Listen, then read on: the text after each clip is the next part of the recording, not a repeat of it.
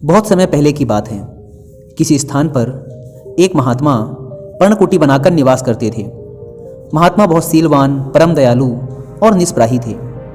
जहाँ वे एक और एकांत में एकाग्रचित होकर ईश्वर का ध्यान करते थे, तो वहीं दूसरी ओर अपने पास आने वाले दुखी लोगों के दुख का निराकरण भी अवश्य करते थे। उनके सद्गुणों और सेवा कार्य से भगवान बहुत प्रसन्न हुए। उन्होंने वरदान देने के लिए एक देवदूत को धरती पर उनके पास भेजा। महात्मा ने देवदूत का हृदय से सत्कार किया और उनसे उनके आने का कारण पूछा। देवदूत ने उनसे कहा, महात्मन, ईश्वर आपकी भक्ति और सेवा कार्य से बहुत प्रसन्न हैं, इसलिए वे आपको वरदान में कोई दिव्य शक्ति देना चाहते हैं।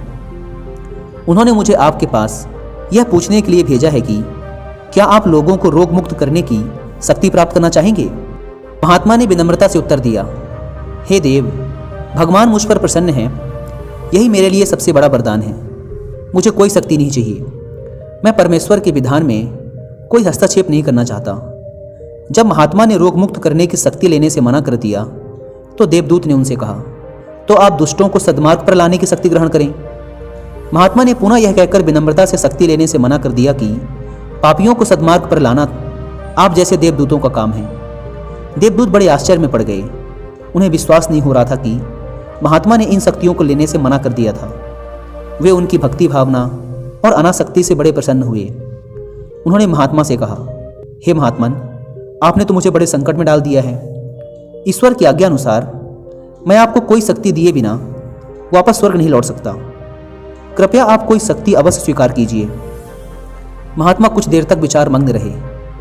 फिर उन्होंने देवदूत से कहा, ठीक है, अगर आप मुझे शक्ति देना ही चाहते हैं तो यह वरदान दीजिए कि भगवान मुझसे जो भी शुभ कर्म करवाना चाहते हैं वे बस होते चले जाएं। मैं जहाँ से भी गुजरूं वहीं पर लोग रोग मुक्त होते चले जाएं। देवदूत ने कहा, ऐसा ही हो, और उसने महात्मा की परछाई को रोग मुक्त करने की शक्ति से संपन्न कर दिया। फिर वे वहाँ से चले गए। इधर महात्मा जहाँ भी जाते वहीं लोग स्वस्थ होते चले जाते। ना तो महात्मा को और ना ही लोगों को कभी यह पता चल पाया कि कैसे उनके कष्ट दूर हो गए। महात्मा को कभी इसका बोध नहीं हो पाया कि वह ईश्वर के कितने करीब थे। सेवा तभी सच्ची कहलाती है जब सेवा करने वाले मनुष्य के मन में जरा भी अभिमान ना रहे।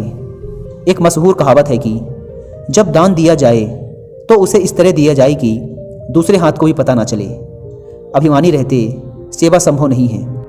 जो सेवा के बदले नाम की चाहत रखता है वह कभी सेवा कर ही नहीं सकेगा, क्योंकि कृतज्ञता का गुण प्रत्येक मनुष्य में होता ही नहीं, और प्रशंसा ना मिलने पर वह सेवा कार्य छोड़ बैठेगा। याद रखिए, सहानुभूति, दया और उदारता के बिना सेवा संभव नहीं है। महात्मा गांधी ने भी कहा था, जो मनुष्य जाति की सेवा करता है वह ईश्वर की ही सेवा करता है। एक बहुत ही महान संत बासिल ने भी कहा था, एक पेड़ की पहचान उसके फल से होती है और मनुष्य की पहचान उसके कर्मों से। एक अच्छा काम कभी गुमनाम नहीं रहता। जो सम्मान का बीज बोता है परिणाम में मित्रता की फसल काटता है, और जो दया को रोपता है बदले में प्यार पाता है।